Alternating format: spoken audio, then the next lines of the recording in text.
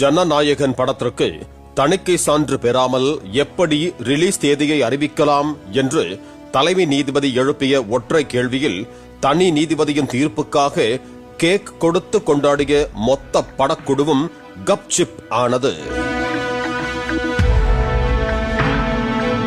பட வெளியீட்டிற்கு தேதியை குறித்துவிட்டு தணிக்கை வாரிய செயல்முறை மீது அழுத்தத்தை ஏற்படுத்த முடியாது என்று கூறிய நீதிபதி ஸ்ரீவத்சவா வழக்கு விசாரணையை வருகிற 21ஆம் தேதி ஒத்திவைத்ததால் விஜய் ரசிகர்கள் பெரும் ஏமாற்றத்திற்குள்ளாகியிருக்கிறார்கள்.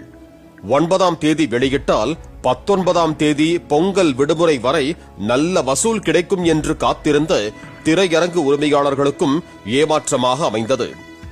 எந்த படத்திற்கும் இல்லாத அளவு ஜனநாயகனுக்கு இன்ச் பை இன்ச் சட்டத்தை நீட்டுவதன் நோக்கம் ஒன்றுதான் என்று கூறுகிறார்கள் விவரமறிந்த தமிழ் திரையுலகினர்.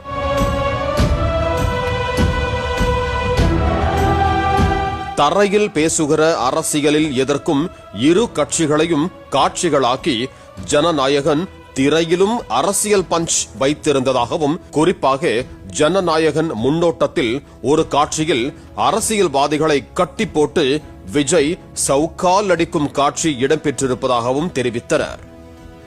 நம்ம ஊர் அரசியல்வாதிகள் எல்லாம் வேட்டி சட்டையுடன் கட்டி போடப்பட்டிருப்பது போல காட்டியிருப்பார்கள்.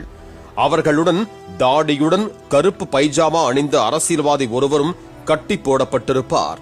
அதில் விஜயின் சவுக்கிற்கு அவர் கை கால்கள் நடுங்குவது போல காட்டியிருப்பார்கள். அவர் யாரை அப்படி காட்டியிருக்கிறார் என்று படம் பார்க்கும் அனைவருக்கும் தெரியும் என்கிறார்கள் திரையுலகினர்.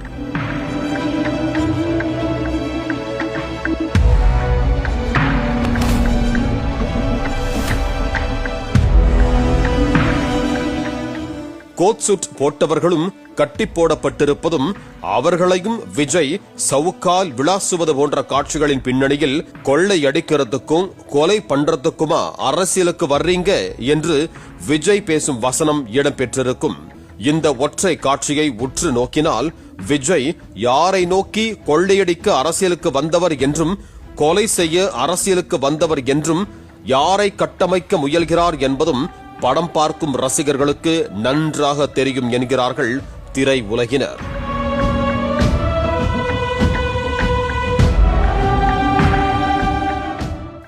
சினிமா பொழுதுபோக்கு என்றாலும் கடந்த காலங்களில் நிறைய படங்களில் தணிக்கை சான்று பெற்று அரசியல் தொடர்பான காட்சிகள் இடம்பெற்றுள்ளது. ஜனநாயகன் குடும்ப பாங்கான கதையோ அல்லது வரலாற்று படமோ என்றால் கூட பரவாயில்லை. இந்த படத்தில் காட்சிக்கு காட்சி அரசியல் கட்சிகளை தாக்கி வசனங்களும் அரசியல்வாதிகளை அடித்து பறக்கவிடும் காட்சிகளும் வைத்திருப்பது படக்குழுவுக்கு தெரியாதா என்ன? தணிக்கைக்கு சென்றால் இப்படிப்பட்ட பிரச்சனைகள் வரலாம் என்பதை அறிந்து படத்திற்கான தணிக்கையை முன்கூட்டியே முறையாக முடித்து வைத்திருந்தால் கடைசி நேரத்தில் இப்படிப்பட்ட சிக்கல்கள் வந்திருக்காது என்கிறார்கள் விவரமறிந்த தமிழ் தயாரிப்பாளர்கள். அதே நேரத்தில் விஜய் ரசிகர்களை ஏமாற்ற விரும்பாத திரையரங்கு உரிமையாளர்கள் விஜய் நடித்த மெர்சல் படத்தை ரீ ரிலீஸ் செய்ய திட்டமிட்டிருக்கிறார்கள்.